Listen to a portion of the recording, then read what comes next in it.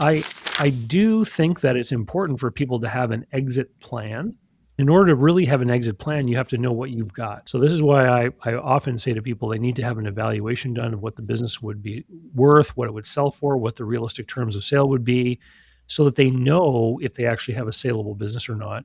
And if they don't necessarily, and like, you're not going to believe me when I say this, you're not going to believe that I'm the one saying this. If you don't have a sellable business, it doesn't necessarily mean you need to make it one, because there are plenty of people who do something every day that delivers value and they earn good money. And from point A to point B to actually make it into a saleable business could be a decade of work and require huge amounts of growth and training other people and growing layers of supervision within the business, and would involve a lot of risk.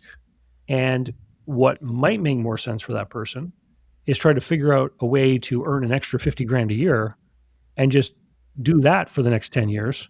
And they'll end up with the money they would have gotten in the sale anyway, right? So here's the issue is most people are never in a position to actually make an educated, informed decision about which exit plan is correct, because they never do the analysis work. They never stop and think about what they have.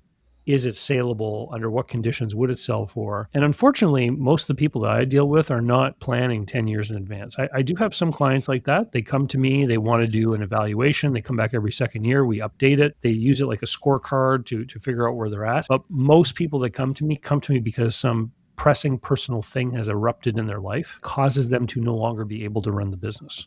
Now they want to get out, and they want to get out now.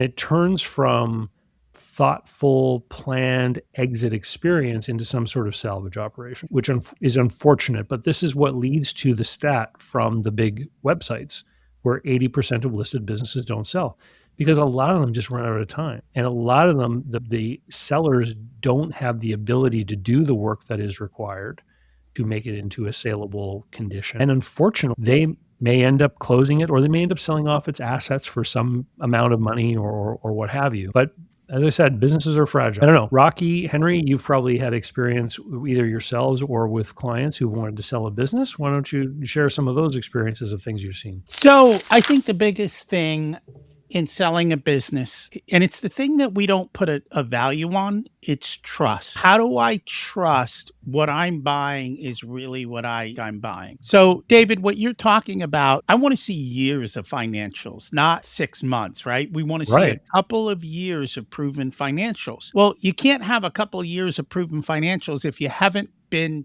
taking care of them. It's also what I love about Profit First, as we talked about before, you can prove by looking at bank statements, here's the money that came in. You can see every single deposit. It's all came in the same place. You can see the money I took for owner's pay.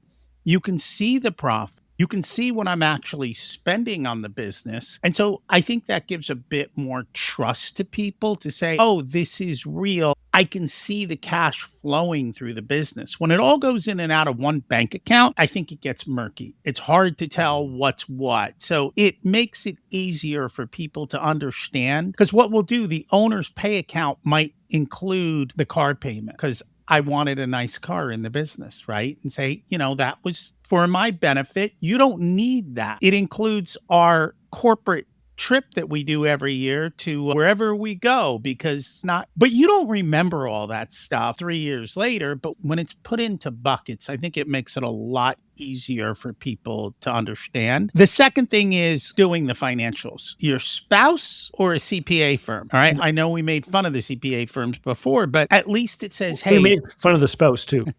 Oh, okay. Point being, there's a professional doing the books that is separate from you. And so that brings a little bit more trust to the situation. And so those are the big things, I think, is how do you really prove what you say is the reality? Because in today's world, I mean, I could have AI make up financial statements for me. That's a great point. And of course, obvious points here, as you started the conversation, that beyond cash flow is the key thing. That's obvious, although I'm surprised, maybe I shouldn't be surprised anymore, of how I will talk to people after the fact that they've bought a business for other reasons and it's not profitable, right? And how people are able to sell businesses that are not profitable. But I'll throw in then the non-financial component, which we all, I think, will agree on, is the systems need to place. I think David spoke to it. The systems need to be in place. I can tell you as an example, I think back to one of the key businesses that I sold. It was a business that I bought. It was a salon suite business, 2 locations, owned it for 6 years and then sold it. And one of the key reasons we had multiple offers, obviously it was making money. That was a given. But and it had history, to your point, Rocky, right? 10 years of history at that point that I could show. Leases in place, tenants in place, high occupancy, all of those obvious things. But they all mentioned that everything was documented, that they could come in day one. And the business model, of course, is a very much an absentee owner type of business model anyway. Everything was documented from the front desk in that model. In our interpretation of it, we had a receptionist, and of course, we had the back office function. Everything was documented, and that was a big selling point. Absolutely. You need all that documentation or else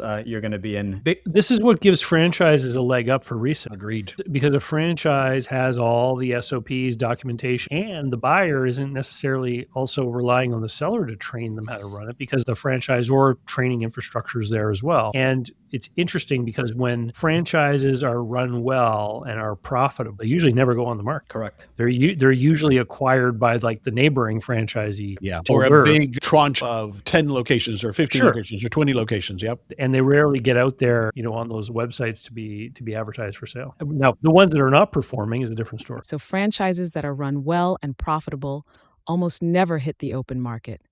They get snapped up by the neighboring franchisee before anyone else sees them. But what about the owner who's still working 100 hours a week? Next, the panel reveals exactly how to make yourself obsolete in your own business and why McDonald's figured it out with 16-year-olds.